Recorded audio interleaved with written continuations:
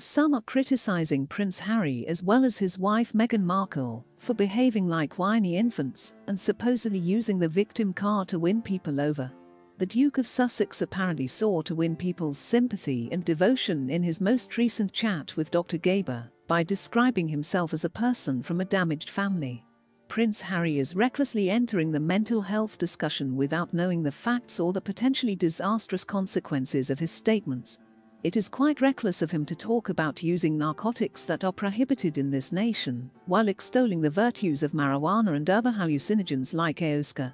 Harry obviously doesn't comprehend the severe harm that these narcotics may do to their users, harm that I very frequently saw on the wards of mental health hospitals. Harry also made an appearance during the discussion and made a subtle jab at King Charles III, while reiterating his promise to not subject his children to suffering.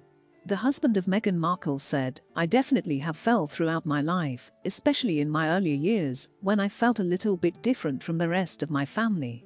Being in this container made me feel uncomfortable, and since Princess Diana, my mother, experienced the same thing, it makes sense to me."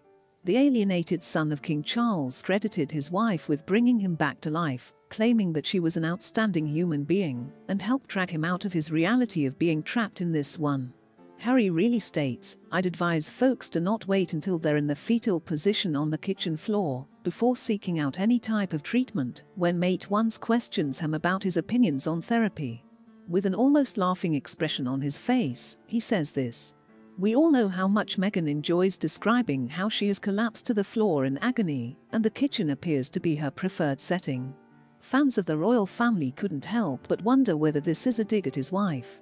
The Duke has come under fire from certain royal critics and admirers for his recurrent antics to garner attention and further funding to support his royal narrative.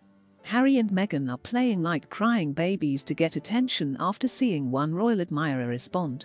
The second noted, "He sounds like he's a freshman home for Thanksgiving from college in the middle of a Sociology 101 semester and possibly just got back from Burning Man or a gap year backpacking in Southeast Asia.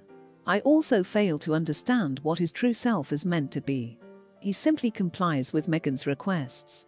What aspect of his personality has changed so much from how he was before?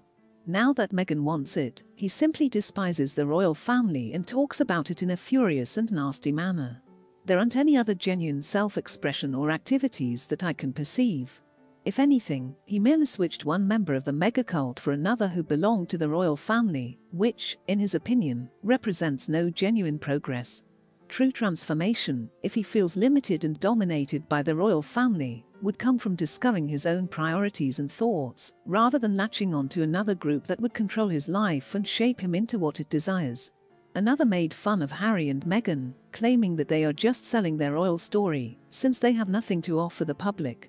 Max Pemberton, MD, contributed to the Daily Mail. "The fact is that he has such a restricted perspective on life due to his privilege, income, and popularity, that he is unable to even begin to imagine the terrible impacts that drugs may have on other individuals. Based on his recent results, he doesn't seem very content or steady. He no longer works for the army, has broken off contacts with family members, appears to be distant from his friends back home, and has left his own country.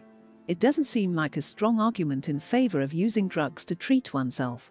We can say that, at most, if his drug usage has not made his mental health issues worse. He might therefore consider himself incredibly